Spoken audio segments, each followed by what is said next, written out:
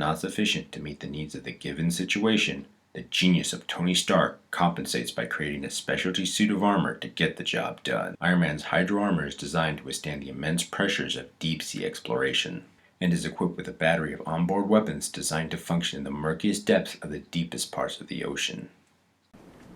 Alright, so here we have a look at Marvel and Toy Biz's aquatic armor Iron Man. Now, Marvel and Toy Biz were actually having great success with their Spider-Man and X-Men toy line that was based off the cartoons that were out at the same time. So they decided to expand with like Fantastic Four show, a Hulk cartoon, and an Iron Man cartoon. Each one spawning their own toy line to go along with it. Now, I've said before that I don't really like getting variations of characters with subtle little gimmicks. Spider-Man was one of them. They have some sort of arachnid armor or water shooting action, and my feeling was, well, they never really used that in the show or in the comic books. Why would I want to get this guy?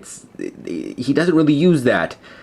However, Iron Man here is the one exception to that rule because he does have those different armors that he uses in the comic books, and he actually used them in the show. So yeah, it made more sense for me to collect all the little variations of this guy.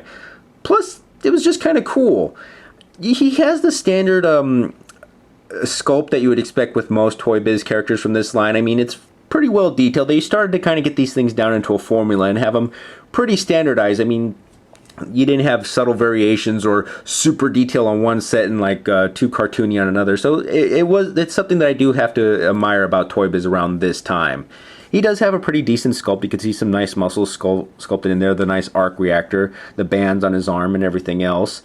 And he has a standard articulation that was pretty common with most Marvel and Toy Biz toys.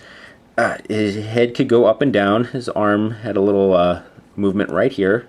Elbow articulation, hip articulation, and then knee articulation. And that was pretty standard, and yeah, that's about it. You've probably noticed all the little holes that were carved into him. That's not me. That's actually molded directly into him because that goes with the actually best gimmick of this guy, and it's the armor accessories that you could put on him. Try to get the backpack right in here. Slide on his back. All right. Slide his chest on here.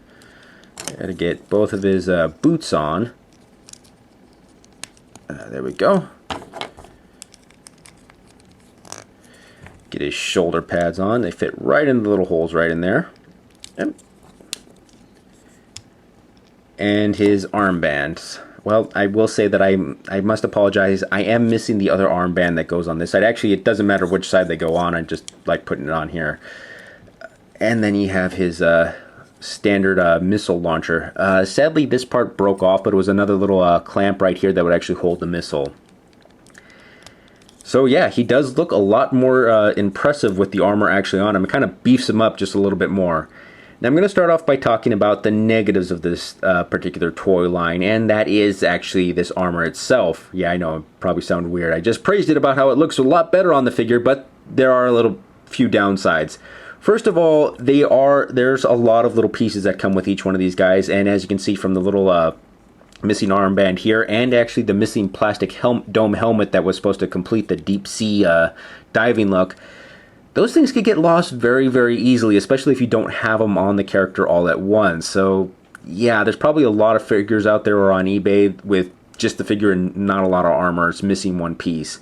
The other downside is this is that same type of brittle plastic that doesn't have a lot of give to it. And you're always going to be kind of afraid that you're going to break it off or snap off one of the little pegs that fit into them, or if you step on the armor, it's just going to crumble into or break apart. So that is another downside. You got to be kind of careful of where you put these things down. Now, the last thing could be considered a downside or an upside, and that's the metallic paint. It looks very impressive, and they looked really cool when I first got them. They were shiny, brand new, no little stains or fingerprints. Something that would look really cool if you had them displayed all on your shelf. But over time, you can see that there's just little stains here and there, a little bit of wear and tear. The gold paint's just chipped off, and so that is kind of a bummer. It doesn't look as crisp and as new. However, after seeing some of the new Marvel movies that have come out, you can almost consider it's like a little bit like battle damage or a little bit wear and tear. Like, yeah, this is armor that's been used. He just got done using it and hasn't had time for Jarvis to go clean it up. So It's 50-50 on that last one, if it's a good thing or a bad thing. It depends on, I guess, how much wear and tear you've actually had, because the scuffs seem to be just all on the edges, which are in the right place. Now, I actually didn't own this guy originally growing up, or I should say I did, but I didn't buy him. I traded him for another action figure with my friend. My friend was the one who picked this guy up and the more traditional red armor that Iron Man would always wear in the show.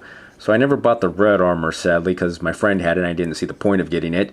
But I always liked the aquatic armor for some reason. Reading my cousin's comics, he was the big Iron Man fan, and just seeing all the variations of the suit, for some reason I was really drawn to the aquatic armor. I think it was just how it looked when it was drawn back in the 80s and stuff. So yeah, all in all, he's a really cool figure, and if you guys are a fan of Iron Man and want to get those nice retro Toy Biz figures, I would definitely say try to track these guys down. They definitely do look pretty cool, especially with the extra armor on them.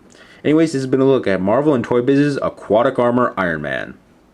Once again, thank you for watching. If you enjoyed what you've seen today, please feel free to like, subscribe, or leave a comment below in the comment section. Any advice for the show will be greatly appreciated. Who knows, something you suggest may appear on the show in the future.